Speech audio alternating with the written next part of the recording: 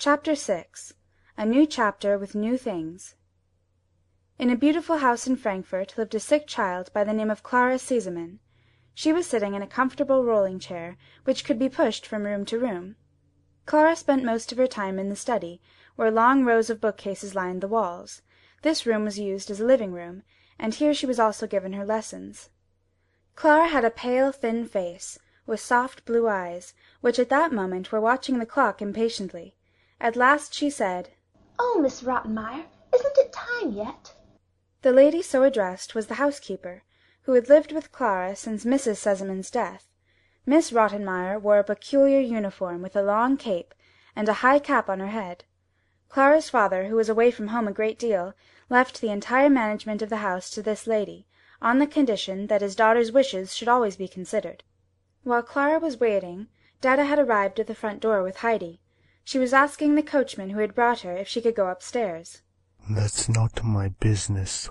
You must ring for the butler," grumbled the coachman. Sebastian, the butler, a man with large brass buttons on his coat, soon stood before her. "May I see Miss Rottenmeier?" Detta asked. "That's not my business," the butler announced. "Ring for Tinette, the maid." With that he disappeared. Detta, ringing again, saw a girl with a brilliant white cap on her head, coming down the stairway.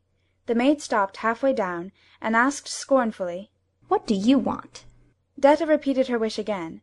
Tinette told her to wait while she went upstairs, but it did not take long before the two were asked to come up. Following the maid, they found themselves in the study. Dada held on to Heidi's hand and stayed near the door. Miss Rottenmeier, slowly getting up, approached the newcomers. She did not seem pleased with Heidi, who wore her hat and shawl and was looking up at the lady's headdress with innocent wonder. "What is your name?" the lady asked. "Heidi," was the child's clear answer. "What? Is that a Christian name? What name did you receive in baptism?" inquired the lady again.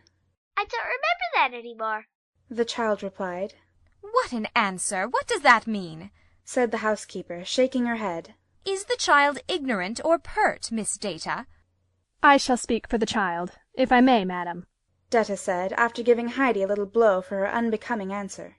"The child has never been in such a fine house, and does not know how to behave. I hope the lady will forgive her manners. She is called Adelheid after her mother, who was my sister." "Oh, well, that is better.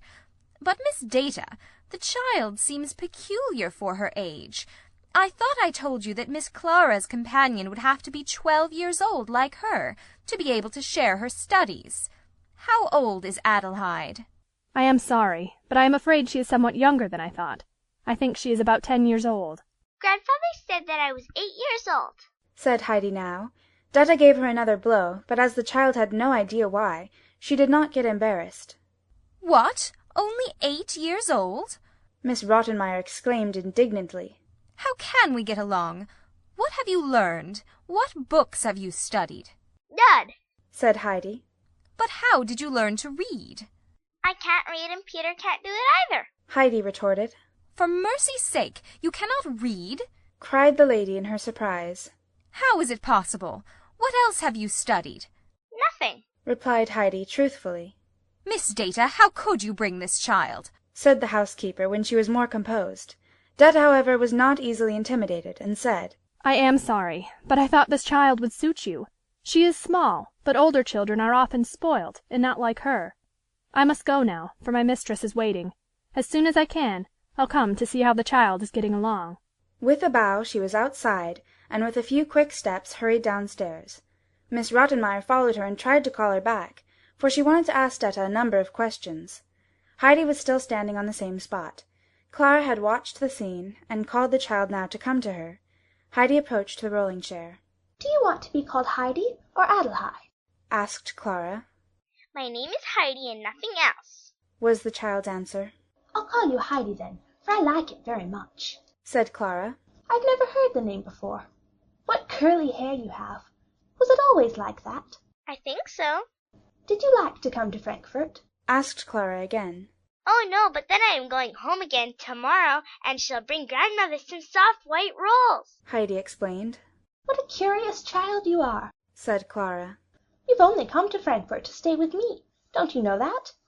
We shall have our lessons together, and I think it will be great fun when you learn to read. Generally the morning seems to have no end, for Mr. Candidate comes at 10 and stays till 2. That is a long time, and he has to yawn himself, he gets so tired. Miss Rottenmeier and he both yawn together behind their books, but when I do it, Miss Rottenmeier makes me take cod liver oil and says that I am ill, so I must swallow my yawns, for I hate the oil. What fun it will be now when you learn to read." Heidi shook her head doubtfully at these prospects. "Everybody must learn to read, Heidi. Mr. Candidate is very patient and will explain it all to you. You won't know what he means at first, for it is difficult to understand him. It won't take long to learn, though, and then you will know what he means." When Miss Rottenmeier found that she was unable to recall Detta, she came back to the children. She was in a very excited mood, for she felt responsible for Heidi's coming, and did not know how to cancel this unfortunate step. She soon got up again to go to the dining-room, criticizing the butler and giving orders to the maid. Sebastian, not daring to show his rage otherwise, noisily opened the folding doors. When he went up to Clara's chair, he saw Heidi watching him intently. At last she said, "You look like Peter." Miss Rottenmeier was horrified with this remark, and sent them all into the dining-room. After Clara was lifted onto her chair, the housekeeper sat down beside her. Heidi was motioned to sit opposite the lady. In that way they were placed at the enormous table. When Heidi saw a roll on her plate, she turned to Sebastian, and pointing at it, asked, "Can I have this?" Heidi had already great confidence in the butler, especially on account of the resemblance she had discovered.